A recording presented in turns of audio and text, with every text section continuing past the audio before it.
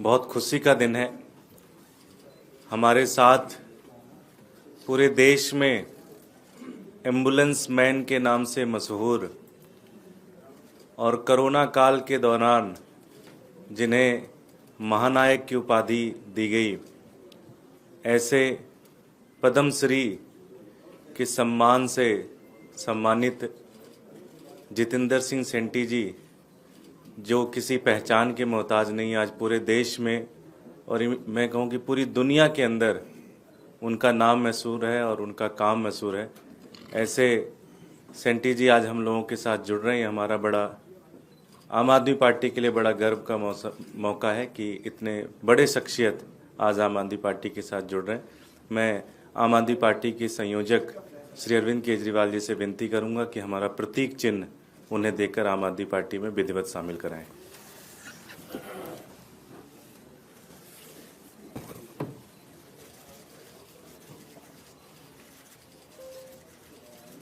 Thank you. Delhi के लिए welcome to the party. वो देना भगत सिंह वाली। हाँ, भगत सिंह जी,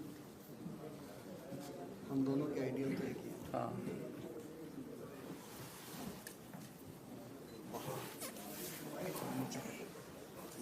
थैंक यू। भारत माता की जय। इंकलाब जिंदाबाद।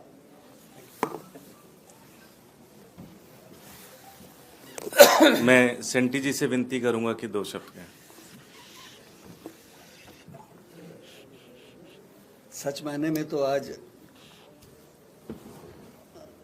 मुझे नहीं, माननीय केजरीवाल जी को ही बोलना चाहिए। मैं तो बहुत ही दूर जा चुका था राजनीति से। वैसे मैं 3 बार इलेक्टेड रहा, लेकिन जब से सेवा में लगा और कोविड में तो परमात्मा ने ज़्यादा मौका दिया, मान सम्मान मिला। लेकिन मुझे जब लावारिस लाशों का दाह संस्कार करते हुए उस दिन माननीय केजरीवाल जी का फ़ोन आया कि शंटी जी, मैं भी इस यज्ञ में आहुति देना चाहता हूं, तो मैंने सोचने का समय मांगा। लेकिन मेरे दिल ने, मेरे ज़मीर ने, मेरे परिवार ने, मेरे साथियों ने कहा कि शंटी जी, आपके काम में और उनके काम में समानता है। वो पैदा होने से लेके बुजुर्गों तक सभी ज़रूरतमंदों की ज़रूरत को पूरा कर रहे हैं केजरीवाल जी।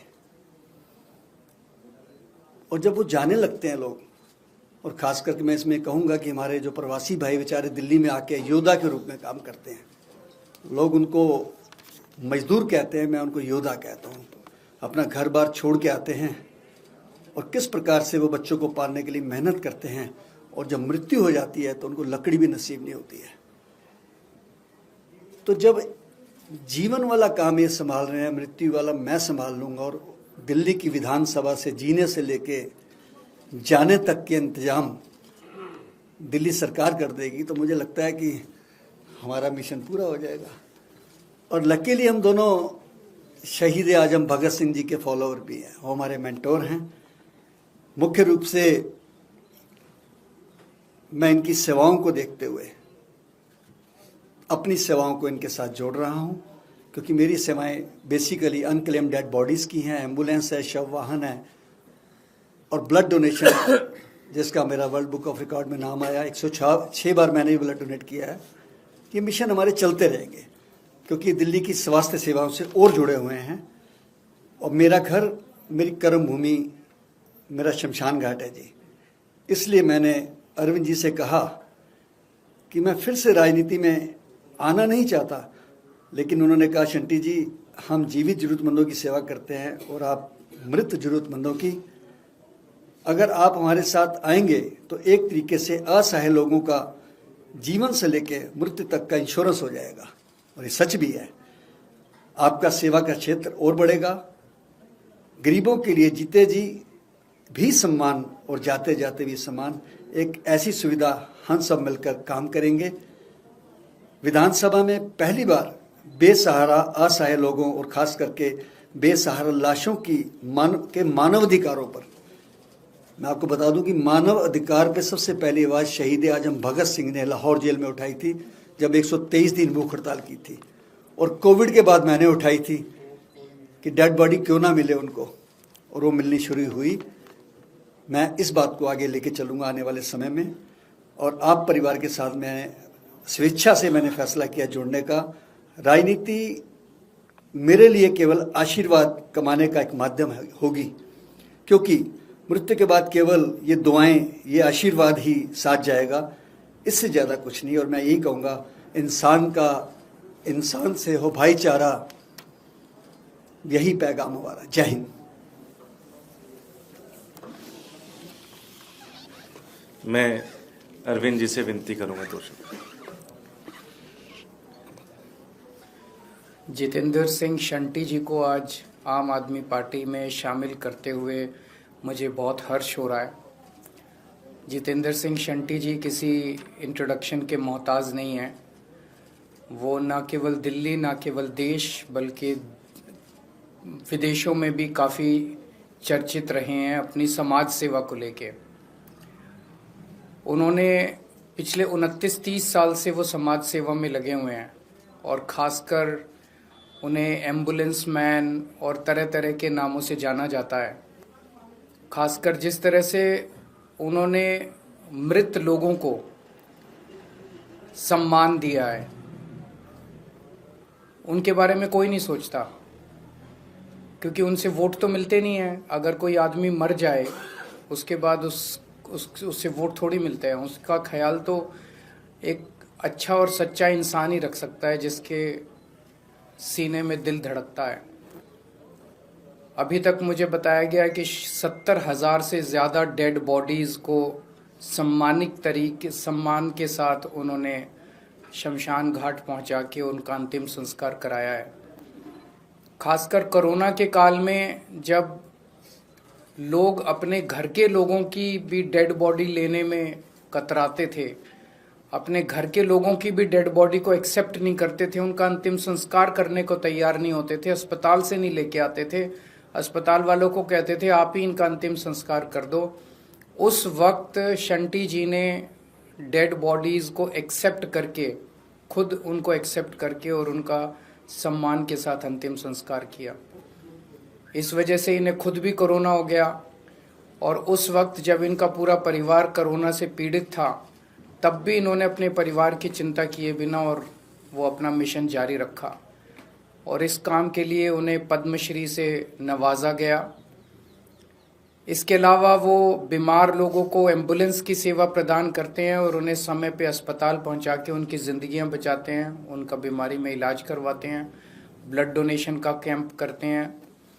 तो जैसा उन्होंने कहा कि आम आदमी पार्टी एक आदमी को पैदा होने से बुढ़ापे तक उनकी सेवा करती है, और उसके बाद मृत शरीर की सेवा ये करते हैं, तो ये एक नेचुरल अलायंस है। और मैं आज इनका आम आदमी पार्टी में स्वागत करता हूँ। हमारी भी सेवा की ही फिलॉसफी है, हम भी सेवा में ही, हमारे लिए राजनीति नहीं है, सेवा करने का एक मौका है। और शंटी जी भी राजनीति में सेवा के लिए आए हैं, 2 बार काउंसलर रह चुके, 1 बार विधायक रहे, और ये भी शहीद आज़म भगत सिंह के चेले हैं, हम भी शहीद आज़म भगत सिंह के चेले हैं। तो मुझे आज बेहद हर्ष है, और इससे, इनके आने से आम आदमी पार्टी को तो मजबूती मिलेगी। एक तरह से सरकार में आएंगे तो इनकी भी सेवाओं को और 10 गुना बल मिलेगा। जब सरकार भी इनके साथ लगेगी, इन सरकारी रिसोर्सेज भी इनके साथ लगेंगे, तो मैं समझता हूं कि इनकी सेवाओं को भी बल मिलेगा और इनके आने से सरकारी कामकाज में भी बल मिलेगा। तो मैं फिर से इनका स्वागत करता हूं। विकास गोयल ने क्योंकि आपको पत्र लिखे चुनाव लड़ने से मना कर दिया है, तो हमें समझ सकते हैं कि इस बार आपको शादरा के उम्मीदवार।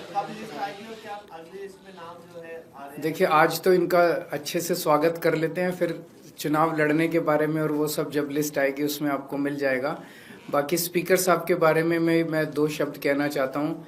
श्री रामनिवास गोयल जी पर्सनली व्यक्तिगत तौर पे मैं उनकी बहुत ज़्यादा इज्जत और सम्मान करता हूँ, बहुत ही ज़्यादा, और मेरे बहुत करीबी रहे हैं। हमारी पूरी पार्टी उनको एक पितामह के रूप में देखती है। जब जब ज़रूरत पड़ती है उनकी गाइडेंस हम लेते रहे। तो उनकी कुछ दिन पहले चिट्ठी आई थी, मैंने उन्हें काफ़ी मनाने की कोशिश की कि आप अभी जारी रखिए, तो उन्होंने कहा कि नहीं, मेरी उम्र भी हो गई है, मेरा स्वास्थ्य भी साथ नहीं दे रहा। तो वो पार्टी के साथ रहेंगे, पार्टी का प्रचार भी करेंगे, हमें समय समय पे गाइड भी करते रहेंगे, लेकिन उन्होंने चुनाव न लड़ने का निर्णय लिया है, तो उनके निर्णय का हम सम्मान करते हैं। सर, पंजाब में जो कल हमला हुआ सुखबीर बादल पे, उसको लेकर अकाली दल बड़े दावे कर रही है, कह रही कंस्पिरेसी था, लाठी था, और पंजाब की लॉ एंड ऑर्डर सिचुएशन पे सवाल उठा रही है।